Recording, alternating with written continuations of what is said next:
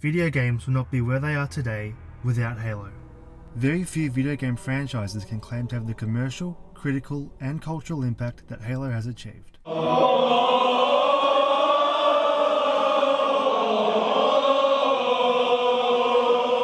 With all 9 games combining to sell over 65 million copies, grossing over $3.4 billion and counting. And that's just the games. The success of the Halo games has propelled the franchise out into various media. We're talking multiple best-selling novels, comic books, toys, even an anime series. But even with all that success, Microsoft wanted even more from the franchise. They wanted Halo on the big screen. What followed was a series of bizarre events, rushed deadlines and crazy demands. This is the story of how Microsoft tried to bully their way into Hollywood, causing the collapse of the Halo film. But first, a bit of context. Rob, looking at the... Rob. Yeah, suck it! Suck it! Where's your alien plasma rifle now, bitch? What? Oh! Are you playing Halo? No? The year is 2004, and Halo 2 is about to be released. Seeing how successful the original game had been, Microsoft dramatically ramped up the marketing for the sequel, promoting Halo 2 as not just another game, but as a cultural event. It's great, everyone. There was a great positive vibe outside. I know the first people that showed up around 10 o'clock a.m. and it was all cheering and gung-ho and people dressed up as a Master Chief. In the next 72 hours, Halo 2 will be sold in 27 countries in 8 different languages. And there's going to be another 1,200 stores in London, Seoul, Tokyo, Toronto open in similar Midnight Madness events. I mean, this is bigger than a video game. This is a true entertainment phenomenon. Halo 2 was the first video game to be marketed in a movie theatre. Staged events were held worldwide, numerous promotions of other brands and product tie-ins all culminating in one message: buy Halo 2. The strategy was a resounding success, with Halo 2 becoming the best-selling game for the Xbox, surpassing the original in sales with over 8 million units. The series had become Microsoft's prized cash cow, and they were going to milk it for all it's worth. They saw the potential for Halo to be adapted into a live-action feature film, and on paper, it's a great idea. Thrilling set pieces, intense, visceral combat with unique alien designs, engaging lore and with beautiful landscapes alongside a growing, loyal fanbase, and Microsoft saw a blockbuster hit in the making. Hello, I like money. What inspired you to make a Halo film? Money! Still, Microsoft wasn't just going to give anyone the keys to their dream cinematic franchise, likely due to the lackluster quality of video game films. While occasionally reaching commercial success, video games rarely translate well to the big screen, and were given minimal credibility. You're alive. Too bad you will die. Microsoft had higher hopes for their first attempt. They wanted Halo to be the next blockbuster classic, standing alongside giants such as Star Wars and Jurassic Park, and they backed up their hopes with their overflowing wallets. To adapt the original game into a screenplay, Microsoft approached screenwriter Alex Garland, reportedly paying him $1 million to write it.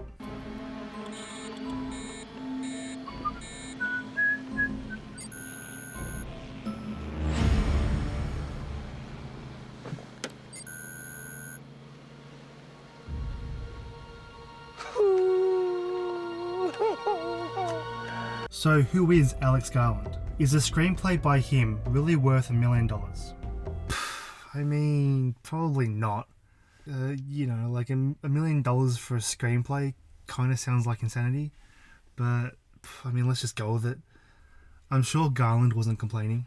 At the time, Garland's first success with screenwriting came when he wrote the groundbreaking 28 Days Later in 2002. Since then, he's gone on to write the screenplays for Sunshine, Dredd, as well as writing and directing Ex Machina and Annihilation.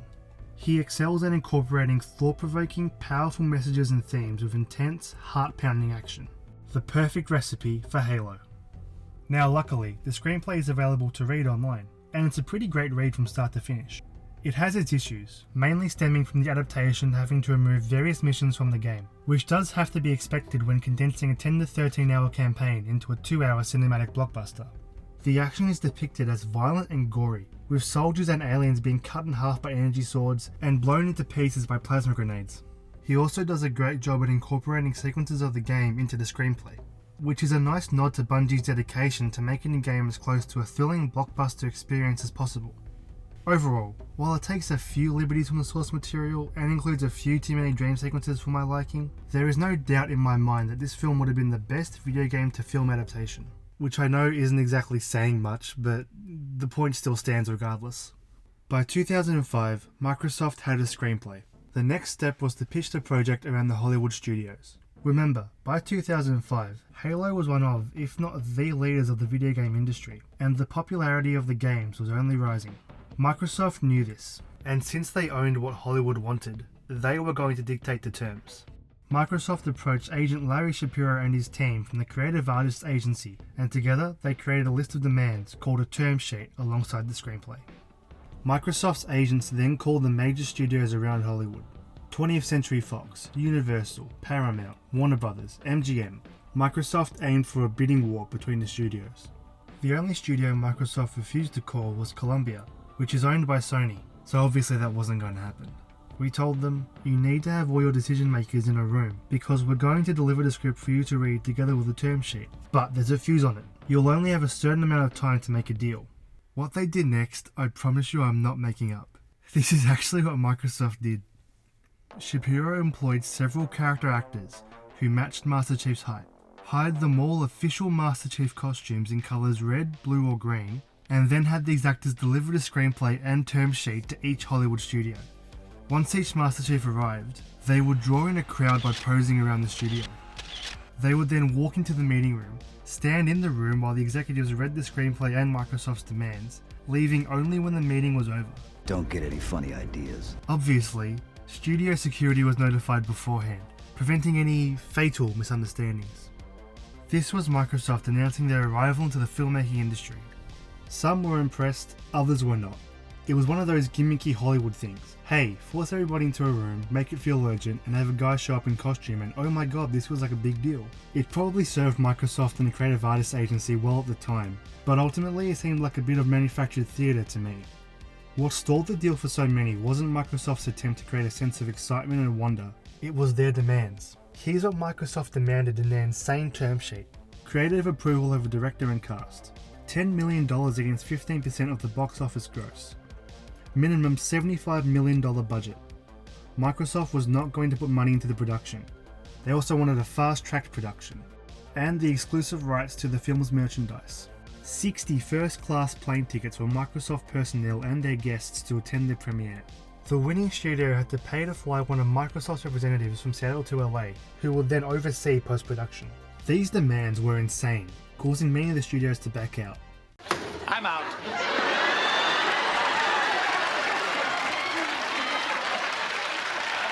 We were literally setting up to be the richest, most lucrative rights deal in history in Hollywood. You have to remember that no property, not even Harry Potter, was getting what we were asking for. Microsoft was naively bullying their way into Hollywood with this deal, expecting everything to go their way. They were used to being the big dog due to their dominance in the video game industry, and expected that dominance to translate smoothly into Hollywood. Essentially, Microsoft's demands meant that the studios would have to do all the work. Financing the film, paying the crew, director, actors, building the sets, props, costumes, CGI, while Microsoft would get the majority of the profits. Unsurprisingly, most of the studios bowed out of Microsoft's bidding war. The demands were just too ridiculous. I just don't see that. I don't see it going there, and so for those reasons, I'm out. However, there were still two studios interested in the project, Fox and Universal. Initially, Microsoft thought this was great. Two studios fighting against each other for the right to make the Halo film. It didn't turn out that way though. Executives from Fox called the executives from Universal, and they began to discuss the Microsoft deal.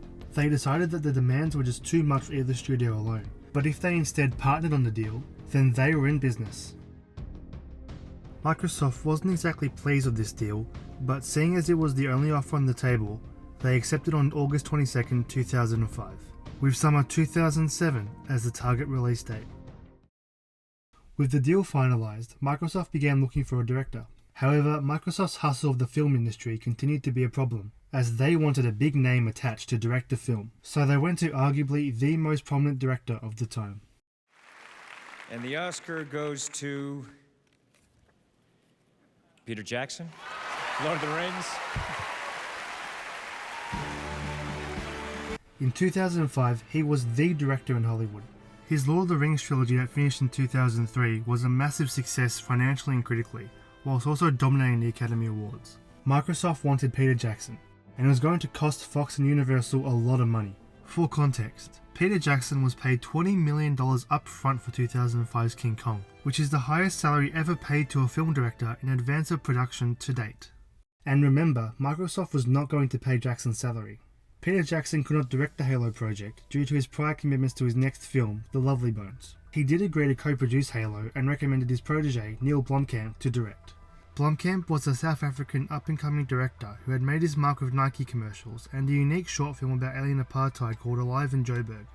With Jackson's fee running high already, Universal and Fox were more than happy to pay a young director for a cheaper expense. Microsoft, on the other hand, was not pleased, causing tensions to rise. Blomkamp has stated his concern for getting involved in the film. My instinct was that if I crawled into that hornet's nest, it would be not good, and it was a cluster from day one. The two sides weren't seeing eye to eye. This was to be Blomkamp's first feature film, and he found himself surrounded by three imposing corporations, each arguing with the other. With the budget now rising to over $100 million, to say he was out of his depth would be an understatement. Preliminary development of the film began at Weta Workshop, where the New Zealand physical effects company started building the props for the film, such as the weapons, power armor, creature designs, and even the Warthog assault vehicle from the game. But Blomkamp wanted to take the film in a different direction, and he quickly realised that the studios didn't share his artistic vision. Blomkamp wanted a gritty, post-cyberpunk aesthetic for the film, full of blurry video feeds and radio chatter. Microsoft and the studios were uncomfortable with the prospect of that style dominating a summer blockbuster, believing it was a catastrophe in the making. The suits weren't happy with the direction I was going. The thing was though, I played Halo, and I play video games. I'm that generation more than they are, and I know that my version of Halo would have been insanely cool. It was more fresh and potentially could have made more money than just a generic boring film, something like G.I. Joe or some crap like that Hollywood produces. However, development was proving slow. Too slow to reach the dream summer 2007 release. Fox and Universal were beginning to get impatient.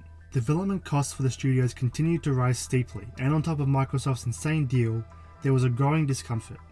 The drama came to a head in October 2006, when Fox decided to pull out of the deal, leaving Universal with all the costs. Not wanting to finance the project by themselves, Universal demanded that Jackson's producer deal be significantly cut. When Jackson refused, Universal left the project, and just like that, the dreamed Halo film was scrapped. And that's it.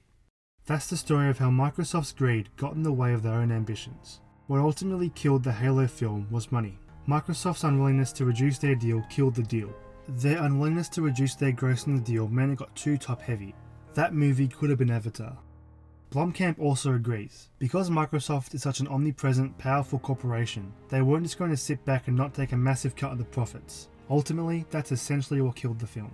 By trying to make the most amount of money for themselves, and wanting the film to be to their exact specifications, Microsoft essentially shot themselves in the foot. For those wondering what Blomkamp's film would have looked like, Bungie decided to use Blomkamp's test footage under the title Halo Landfall, and used it to promote Halo 3's release in 2007. While it's an obviously low-budget test, with the soldiers looking like they're running around a paintball arena with dodgy CGI, what's there is pretty great. After the Halo project fell through, Blomkamp went on to make his first feature film District 9 with Peter Jackson. The film borrowed a lot of production design from the cancelled Halo project.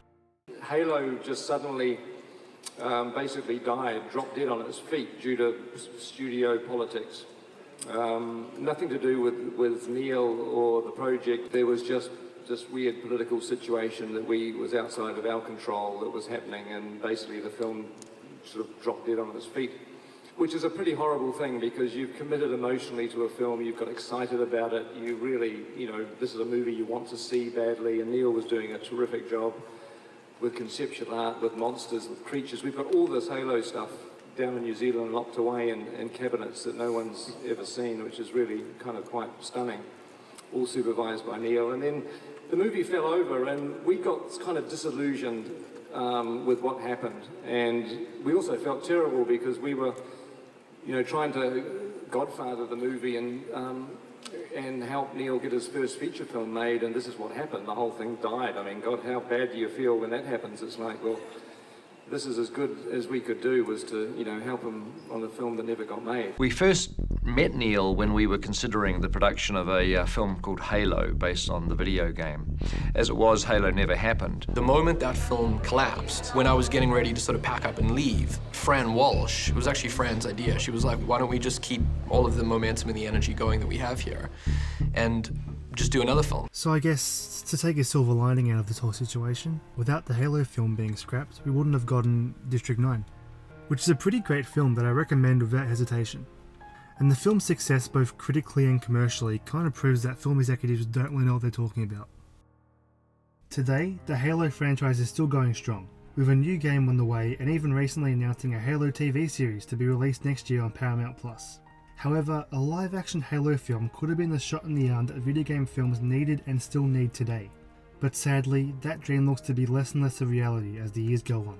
And while the future for Halo is bright, most fans can't deny that seeing Master Chief on the big screen would have been fantastic. It's a shame that the potential for a Halo film was ultimately killed due to Microsoft's greed.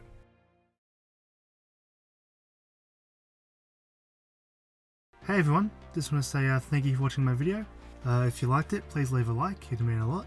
And also consider subscribing, because there's going to be a lot more content coming your way. Okay, that's all. Thanks guys, stay safe.